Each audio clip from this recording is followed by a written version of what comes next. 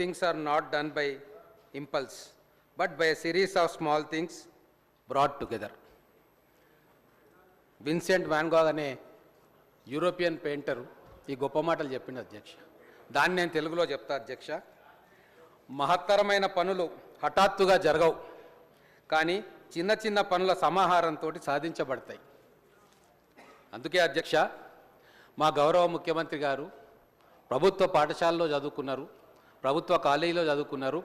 ఆ చిన్న చిన్న సమస్యలు ఏమిటి అని అర్థం చేసుకున్నారు. కాబట్టి ఈ ఒక్క సంవత్సరంలో గత 10 సంవత్సరాల్లో వాళ్ళు చేయని పనులన్నిటినీ కూడా ఆలోచించి అర్థం చేసుకొని చేసిర్రు అధ్యక్ష. అడగొచ్చు ప్రతిపక్ష నాయకులు, ఏంటా చిన్న చిన్న పనులు? ఏమైనా సెక్రటేరియట్ లాంటి బిల్డింగ్ కట్టిర్రా, కమాండ్ కంట్రోల్ లాంటి బిల్డింగ్లు కట్టినరా, ఆకాశం అంతా ఎత్తున ఇంకేమైనా చేసిర్రా, ఇరిగేషన్ ప్రాజెక్టులు కట్టిరట? అవి కాదు అధ్యక్ష. చాలా చిన్నవి ఏంటి అనేది నేను ఇప్పుడు చెప్తాను అధ్యక్ష.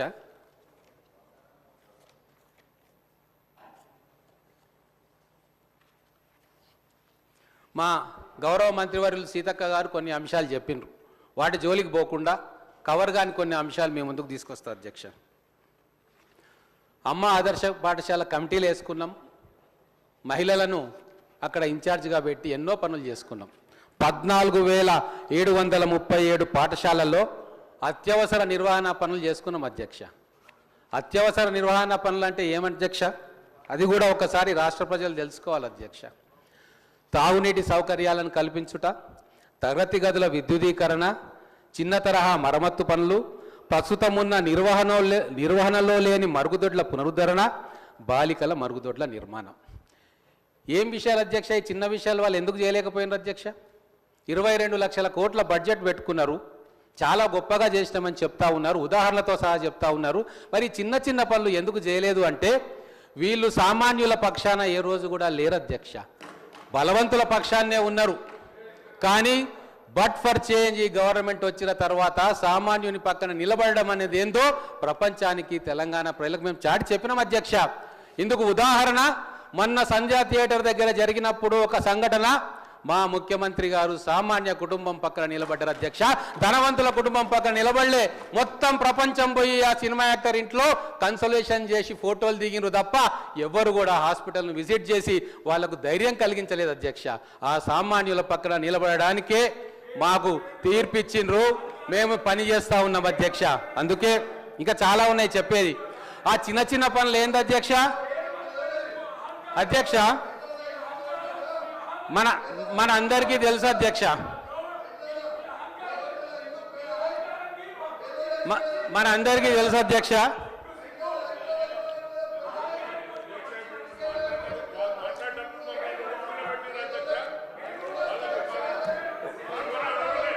అధ్యక్ష రాజకీయంలో మనందరం రాజకీయ నాయకులం అధ్యక్ష.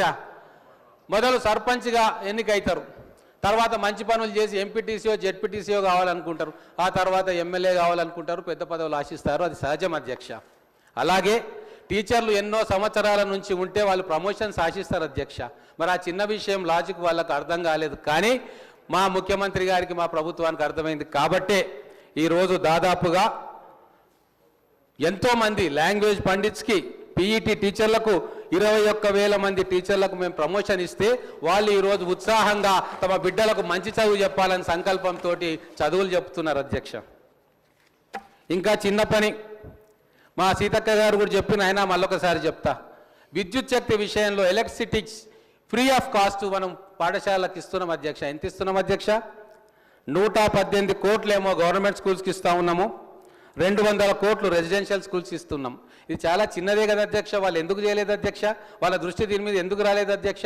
కానీ మా దృష్టి మీద ఎందుకు వచ్చిందంటే మేము సామాన్యుల పక్షాన నిలబడతాం, ప్రభుత్వ పాఠశాల విద్యా వ్యవస్థను మెరుగుపరచాలనుకుంటున్నాం కాబట్టి మా దృష్టికి వచ్చింది, మేము చేసినాం అధ్యక్ష. ఇంకొక విషయం అధ్యక్ష, గతంలో కూడా నేను చెప్పిన, లర్నింగ్ అవుట్కమ్స్ అనేది చాలా పెద్ద అంశం అధ్యక్ష. మొత్తం గత 10 సంవత్సరాల్లో లర్నింగ్ అవుట్కమ్ అనేది గవర్నమెంట్ ఆఫ్ ఇండియా రిపోర్ట్లలో ఉంటుంది అధ్యక్ష. 35వ స్థానంలో మనం ఉండే అధ్యక్ష. దాన్ని ముందుకు తీసుకురావడానికి, మన స్థానాన్ని పైకి తీసుకురావడానికి ఈ చిన్న చిన్న అంశాలన్నింటినీ కూడి ఈరోజు ఒక పెద్ద మిషన్ తోటి మేము పనిచేస్తూ ఉన్నాం అధ్యక్ష. ఈ తెలంగాణ ప్రజలు అర్థం చేసుకుంటా ఉన్నారు. మొన్న ఏం జరిగింది అధ్యక్ష? మాకు నిజంగా ఎమ్మెల్యే అయినందుకు మాకు సార్థకత అనిపించింది. మా అందరం ఎమ్మెల్యేలము ముఖ్యమంత్రితో సహా ఆ రెసిడెన్షియల్ విద్యార్థుల పక్కన నిలబడి భోజనం చేస్తూ ఉంటే ఈ జన్మకి ఇది చాలు అని చెప్పి ఆ పిల్లల కళ్ళల్లో ఆ వెలుగును చూస్తుంటే అనిపించింది అధ్యక్ష. ఏం మెనూ ఇస్తున్నాం అధ్యక్ష? అక్కడ ఆ తల్లిదండ్రులతో మాట్లాడుతుంటే వాళ్ళు అంటారు, అయ్యా మా ఇంట్లో కూడా మేము ఇంత మంచి మెనూ పెట్టలేము, పనులల్లో పొద్దున్నే లేచి కూలికి పోతాము, పనికి పోతాము, మేము ఇంత మంచి మెనూ పెట్టలేము. ఇప్పటి నుంచి మేము మా ఇంట్లో నుంచి సాటర్డే శనివారం రోజు వాళ్లకు వెసులుబాటు ఉంటుంది పిల్లల్ని కలుసుకోవడానికి. కానీ ఆ రోజు ఆ తల్లిదండ్రులు అన్నారు, ఇప్పటి నుంచి మేము ఏంది జంతికలు తీసుకురావక్కర్లేదు, స్నాక్స్ తీసుకురావక్కర్లేదు, ఊరగాయలు తీసుకురావక్కర్లేదు, మొత్తం కూడా ప్రభుత్వం చూసుకుంటా ఉన్నది. 6 సార్లు నాన్ వెజ్ కూరలు పెడతా ఉన్నారు అధ్యక్ష. ఏ కుటుంబంలో 6 సార్లు వీక్కి పిల్లలకు నాన్ వెజ్ పెడతారో చెప్పబడండి అధ్యక్ష. రాగి జావా ఇస్తున్నాము, పండ్లు ఇస్తున్నాము, ఎన్ని రకాలుగా ఇంప్రూవ్మెంట్ చేస్తున్నాం అధ్యక్ష. ఇవన్నీ 10 సంవత్సరాల్లో వాళ్ళకి కనబడలేదా అధ్యక్ష? ఆ డైట్ ఛార్జీలు 7 సంవత్సరాలు ఎందుకు పెంచలేదు అధ్యక్ష? 16 సంవత్సరాలు కాస్మెటిక్ ఛార్జెస్ ఎందుకు పెంచలేదు అధ్యక్ష? వాళ్ళ చూపులు ఆకాశం మీద ఉన్నాయి, వాళ్ళ చూపులు ఢిల్లీ వైపు ఉన్నాయి, వాళ్ళ చూపులు రాజకీయం వైపు ఉన్నాయి. కానీ పిల్లల కడుపు మీద లేదు, వాళ్ళు వేసుకునే బట్టల మీద లేదు, ఆ పరిసరాల మీద లేదు అధ్యక్ష. ఆ చిన్న విషయం ఇంకోటి నేను చెప్తా.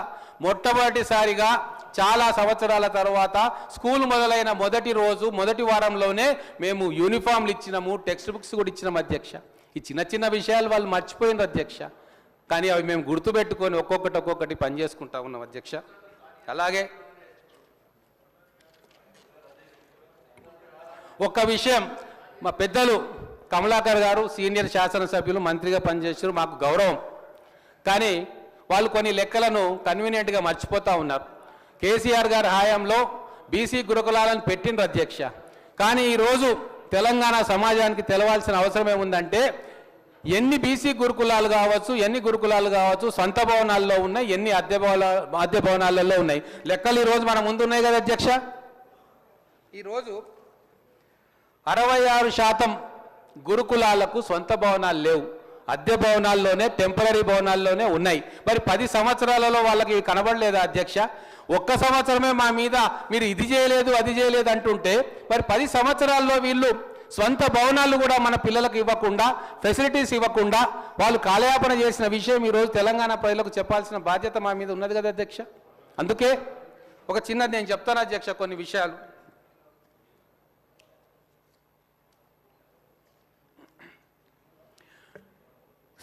సిఎస్ఐఆర్ దాని కింద ఐఐసిటి ఉంటుంది అధ్యక్ష, Indian institute of chemical technology. దాంట్లో చీఫ్ సైంటిస్ట్గా డాక్టర్ కె నాగయ్య గారు పనిచేస్తున్నారు.